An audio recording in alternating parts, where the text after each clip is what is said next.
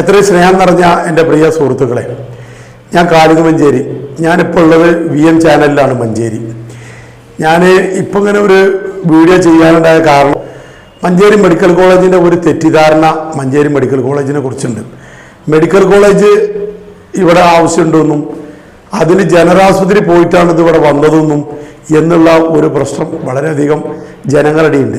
അത് ജനങ്ങളെ തെറ്റിദ്ധരിപ്പിക്കുകയാണ് മഞ്ചേരിയിലെ UDFും പ്രത്യേകിച്ച് മുസ്ലിം ലീഗും. അത് സർക്കാരുടെ ഇതാണ് ഇവിടെ കൊണ്ടുവരേണ്ടത്. സർക്കാരാണ് ഇതിനെ അനഭാവമാക്കുന്നത്.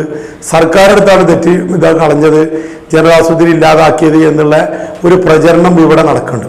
ഇപ്പം കൽപ്പറ്റ മുനിസിപ്പാലിറ്റി അവിടെ ഒരു ജനറാശുപത്രി അവിടെ നിലനിർത്തി മെഡിക്കൽ കോളേജ് വന്നപ്പോൾ.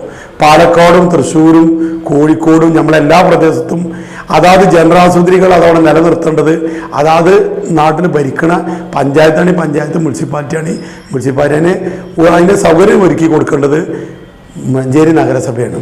അത് ചെയ്യാതെ അതിന് ആ ജനറാശുപത്രിയിൽ മെഡിക്കൽ കോളേജിന് വന്നപ്പോൾ അത് അങ്ങോട്ടും ഇങ്ങോട്ടും അല്ലാതെ ആരെങ്കിലുമൊക്കെ ചെയ്തോളും എന്നുള്ള നിലക്ക് മഞ്ചേരിയിലെ പരിസരവാസികളെ ശരിക്ക് ഈ കെണി കൊണ്ടുപോയി കുടുക്കിയത് ഇപ്പോഴത്തെ ഈ അവഗണനക്ക് കാരണം മഞ്ചേരി നഗരസഭയാണ്. അതിന് മഞ്ചേരി നഗരസഭയുടെ മുന്നിൽ അസംഘാരാടും ഞങ്ങളും എല്ലാവരും ഭരിക്കുന്നവരും പ്രതിപക്ഷത്തിലുള്ള എല്ലാവരും മഞ്ചേരിയിലെ പ്രതിപക്ഷം ഒന്നിച്ച് 4 തവണയെങ്കിലും സമരം നടത്തിയിട്ടുണ്ട്.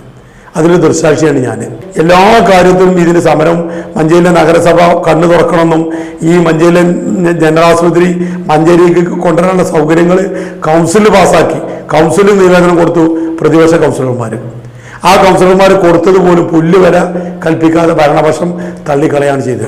അവിടെ സ്ഥലമുണ്ട് ചരണിയിൽ, ഇവിടെ സ്ഥലമുണ്ട് പറയും. അത് പറഞ്ഞ് 2 ദിവസം കഴിഞ്ഞാൽ പിന്നെ നമുക്കൊരു എടുത്തെൽപ്പില്ല. കൗൺസിലിൽ പോലും മഞ്ചേരി നഗരസഭ അതിനൊരു പരിപാടി ചെയ്യാതെ മുന്നോട്ട് പോവാണ്.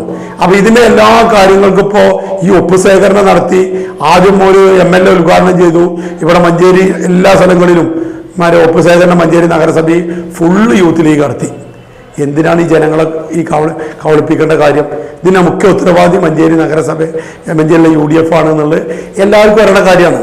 ഇനി ഇതിനൊക്കെ കുറിച്ച് കൂടുതലായിട്ട് നിങ്ങൾക്കറിയണം. ഇതിന് ഏറ്റവും കൂടുതൽ സമരരംഗത്തും ഇതിന് കൂടുതലായിട്ട് മഞ്ചേരി LDF നേതാക്കൾ ഒരുപാട് ആൾക്കാർ ഇതിന് മെനക്കെട്ടുണ്ട്. പക്ഷെ അതിൽ ഏറ്റവും കൂടുതൽ ഇതിന് നിയമഘടനകളിലും അതുപോലെ ഇതിന് വിസ്തീകരണം നടത്താനും ഇപ്പോൾ 2 ദിവസം മുമ്പ് നമ്മളറിയുന്ന മഞ്ചേരിയുടെ പുരോഗതി ഗ്രൂപ്പ് പറഞ്ഞൊരു ഗ്രൂപ്പുണ്ട്.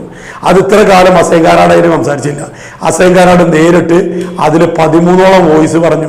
അത് കാര്യമായപ്പോൾ പിന്നെ ആർക്കും ആ ചർച്ചയില്ല. എന്നാൽ പിന്നെന്താണ് അത് ചർച്ച ചെയ്യുന്നവർ പറയണത്? നമ്മൾ 2 കൂട്ടരും കൂടി പോയി കൊണ്ടുവരാം, ഞങ്ങളടുത്തും ബീച്ചിൽ നിങ്ങളും കൂടി ഞങ്ങളൊപ്പം നിന്ന് തരിക, അതിനെന്താ മാർഗം എന്നാ പിന്നീടുള്ള ചോദ്യം. ആ ഗ്രൂപ്പിൽ ആദ്യം ചോദിക്കണം എന്താണ്? LDF ഭരണസമിതി മഞ്ചേരിയിലെ LDF കേരളം ഭരിക്കുന്ന LDF സർക്കാർ ആംഭാവം നടത്തിയോണ്ടാണ് ഇത് വരുന്നതെന്ന് പറഞ്ഞ് ഡെയിലി 5-6 ആൾക്കാർ ഈ മഞ്ചേരിയിലെ ചാനലുകളും മഞ്ചേരിയിലെ ഗ്രൂപ്പുകളിലും മുഴുവൻ പറയും, ഇതിന് ലൈവ് തരും. അപ്പൊ മഞ്ചേരി മെഡിക്കൽ കോളേജ് എങ്ങനെ വന്നു എന്നും ജനറാശുപത്രി എങ്ങനെ നഷ്ടപ്പെട്ടു എന്നും ഇനി ഇതെന്താണ് ചെയ്യേണ്ടതെന്നും ചെയ്യേണ്ട സമയത്തൊന്നും ചെയ്യാതെ ഇതൊന്നും ചെയ്യാതെ നിൽക്കുമ്പോൾ പഞ്ചായത്ത് മുനിസിപ്പാലിറ്റി തെരഞ്ഞെടുപ്പ് പടിവാതിക്കൽ എത്തുമ്പോൾ ഈ UDFന്റെ ഈ നാടകം ഇത് വെറും വോട്ട് തട്ടാനും ജനങ്ങളെ 1 ലക്ഷത്തോളം വരുന്ന മഞ്ചേരിയിലെ വോട്ടർമാരെ കബളിപ്പിക്കാനാണ് എന്നുള്ള കാര്യത്തിൽ യാതൊരു സംശയം മഞ്ചേരിയിലെ LDFനും ഇല്ല.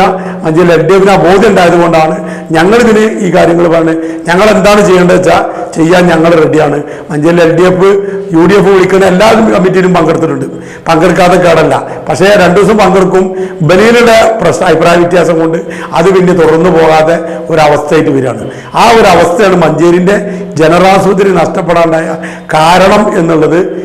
ഇനി നിങ്ങൾക്ക് ഇതിനെക്കുറിച്ച് മഞ്ചേരിയിലെ ഈ 1 ലക്ഷത്തോളം വരുന്ന വോട്ടർമാർക്ക് മഞ്ചേരിയിലെ ജനറാശുപത്രി എങ്ങനെ നഷ്ടപ്പെട്ടു, അല്ലെങ്കിൽ മഞ്ചേരിയിലെ മെഡിക്കൽ കോളേജ് എങ്ങനെ വന്നു, ഇനി ഇതിവിടെ നിലനിർത്താൻ എന്താണ് എന്നുള്ളത് ഇതിൽ ഏറ്റവും കൂടുതൽ LDFന്റെ നേതാവ് എന്നുള്ള നിലക്ക് മഞ്ചേരിയിലെ നഗരസഭന്റെ മുൻകാല ചെയർമാൻ എന്നുള്ള നിലക്ക് ഈ സ്റ്റേഡിയം കൊണ്ടുവന്ന അദ്ദേഹമാണ്.